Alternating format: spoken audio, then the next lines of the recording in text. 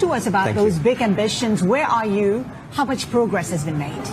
Well, we have big ambition because I think we're lucky to be from Indonesia. And in Indonesia, when it comes to energy transition, climate change, I believe that there is no industrialization or carbonization without Indonesia. So from our group, we believe that in the next 5 years, we should be investing up to $2.5 billion in the electrification and renewable energy. And the financing, we're lucky that, with the rise of the commodity prices, we can do a lot of deleveraging in a lot of our parts of the group. And the amount, surprisingly enough, is about the same also, about $2.5 billion in the next 12 months.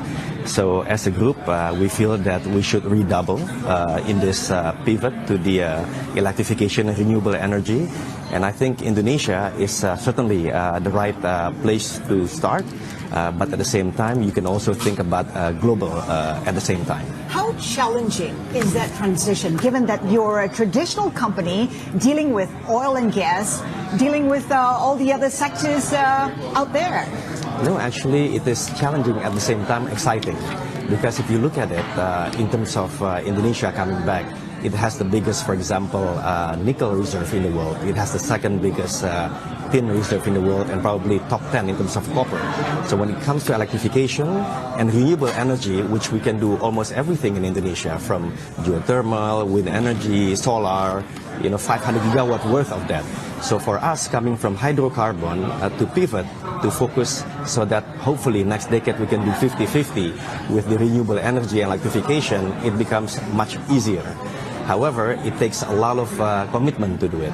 And that's why I mentioned about the deleveraging is a part of the story that we want to do in the next 12 months, and we're doing it. Who knows, in the next 12 months, the group can be one-time EBITDA in terms of the debt, or even lower, or zero in some cases in other companies. Are you looking to do this on your own, or could you bring in partners in this ambitious project? I think the world is about collaboration right now, so we have to work together in terms of getting to where we want to be. For example, in the electrification project, we're working with BYD in electrifying transportation in Transjakarta. We mentioned about 10,000 buses in Jakarta alone.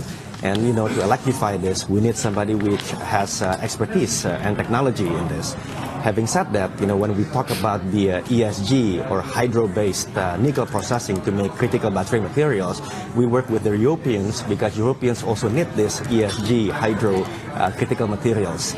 So we believe actually, Haslinda, in globalization, and I think Indonesia is in the right position to be, especially now being the president of G20, chairman of ASEAN going forward.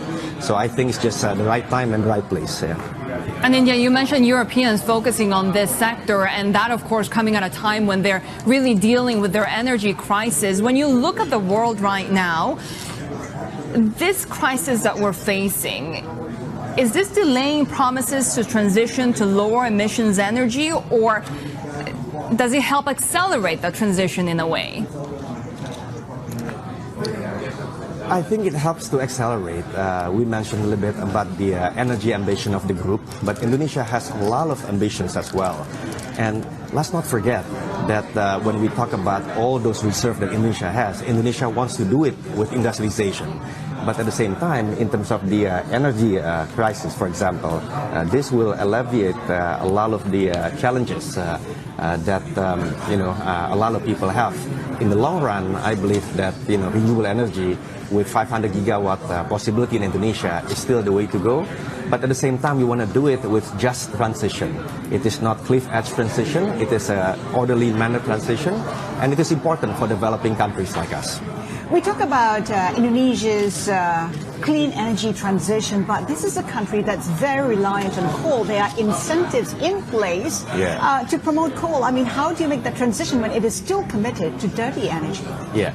So first of all, starting in 2025, there's no more coal mining in terms of power plant. However, 2030, we believe that in terms of the renewable energy should be 1/3 of the composition. It is something that the government has mandated. So recently, the president has even mandated for the government officials to use electric vehicles to make sure that not only on the supply side that we focus on the industrialization of renewable energy, electrification, but also in terms of the demand side from the consumers. So I believe there are some subsidy also for people using the motorcycles for electric vehicles, and I believe the same thing also for cars. So I think Indonesia can show or lead by example, for example. What do you think are the biggest challenges in this transition?